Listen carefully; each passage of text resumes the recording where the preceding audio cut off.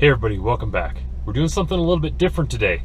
If you go way back to my very first video I ever did for Bad Hombre Garage, it was in this, my 2005 Yukon XL Denali, where I replaced the oil pressure sending unit. And it worked. I needed to change it because it was showing like 80 PSI, maxing out the gauge. I did, and it worked. Well, since then, I think I've developed another one of those chronic problems you have with these LS engines. And the problem is this: I just started this thing up cold and I've got about 40 PSI on my oil pressure.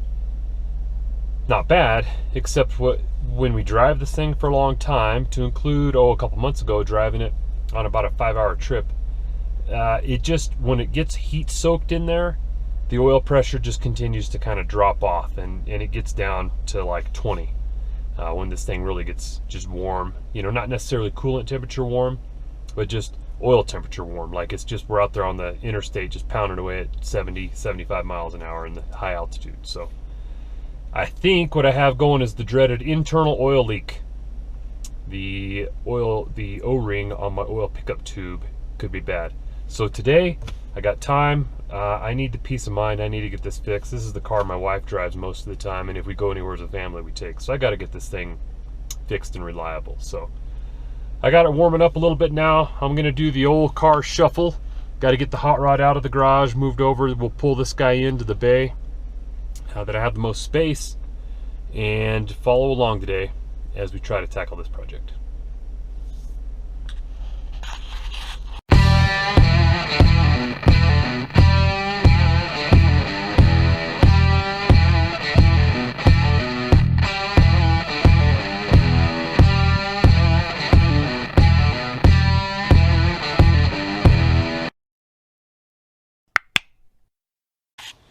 All right, guys, got the Yukon up on jack stands, secured in the garage.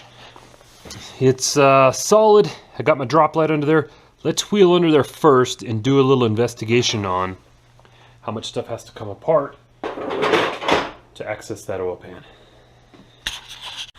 All right, guys, here's what we're working with. I need to get into this, pull this pan off. Lots of fasteners around each side. Some electrical connections here. They have to come off. There should be some, let's see. That differential may have to come down a little bit. I would like to do it without moving that differential, but we'll give it a shot without and see what happens. If I do have to, then there's a couple of big mounting bolts that are going to have to come undone and let it drop down, which we can work with that. I will have to pull this cross member out right here. 1, 2, 3, 4 bolts there.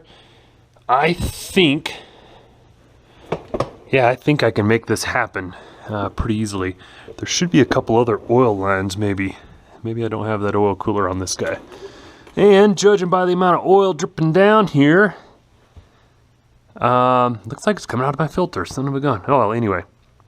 Hopefully we can kind of stop some of those leaks too while we're at it. So, okay. Time for me to start ripping some of this stuff out. Trying to keep clean. And we'll see if we can get that pan down and out of the way. All right, there we go.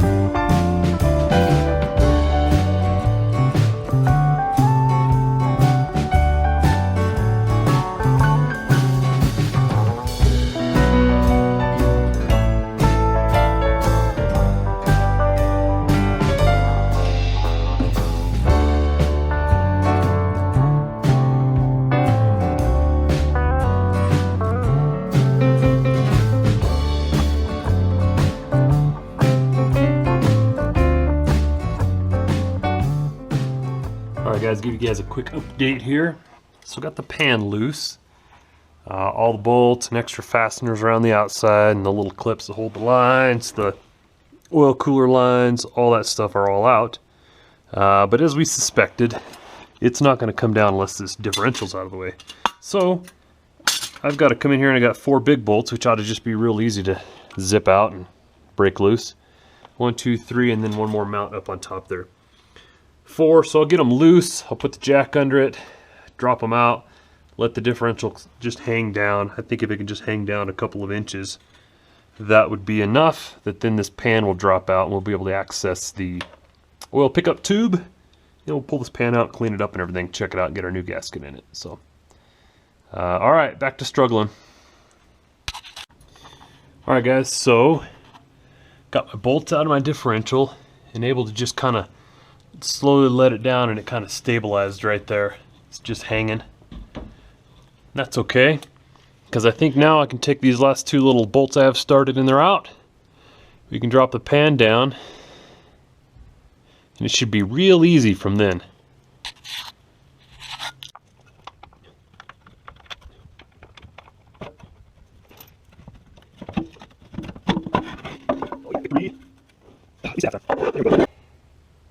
Okay, now all I got to do is come in here. I think it's about 3 10mm bolts, or maybe a 12mm nut and a couple 10mm bolts. And this pickup tube's got to come out. So, keep struggling, keep getting that to come off. But we're getting there now. We're making her happen.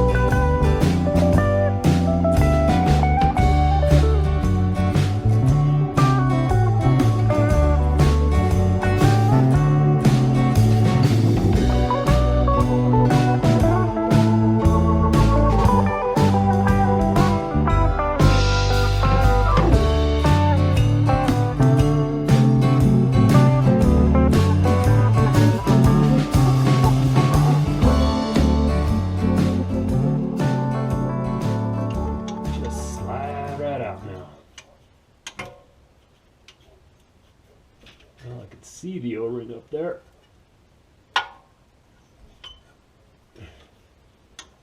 Come on now. Oh, left it in there. Left one in there.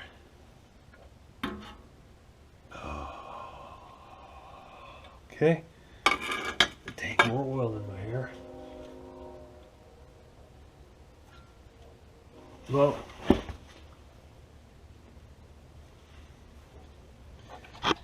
that, my friends,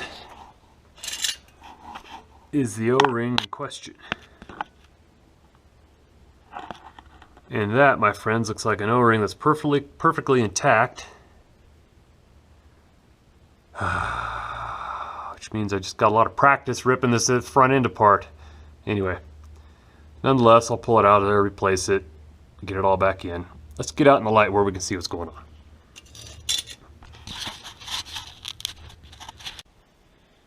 Alright guys, the struggle. So, here's my pickup tube, and here's the piece that was supposed to be broken and cracked and leaking and causing all my problems. But even as my wife, who is not a mechanic, looked at it and said, doesn't look like there's anything wrong with it. I have to agree. Either way, I'm going to replace it. I'll put the new one in. And this gives me a good chance to clean it up. I'm kind of disappointed. It's kind of sludgy in here. And I change oil on this thing often, although we did get it used, so who knows what kind of life it had before. But nonetheless, I'm going to come in here, clean this all off real nice, clean the pickup tube, clean underneath the car, put my new O-ring back on the tube, oil it up real nice so it slides in there without any issues. Bolt that back in, bolt the pan back up, reverse this whole process and put it back together. Some of you guys might look at this as a failure in troubleshooting, and it was. But it's also, I eliminated one more thing that's not wrong with the car. So it's not my pressure sending unit, and it's not the O-ring, which probably means something worse, I don't know. But anyway, I'm going to clean this stuff all up, go reverse the process, button this thing up, and I'll get back.